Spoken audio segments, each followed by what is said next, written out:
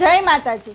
2026માં આ 5 નસીબદાર રાશિઓ પર થવાનો છે પૈસાનો વરસાદ, જેમાંની 2026ની ભાગ્યશાળી રાશિઓ છે મેષ, વૃષભ, મિથુન, સિંહ અને કુંભ રાશિના જાતકો।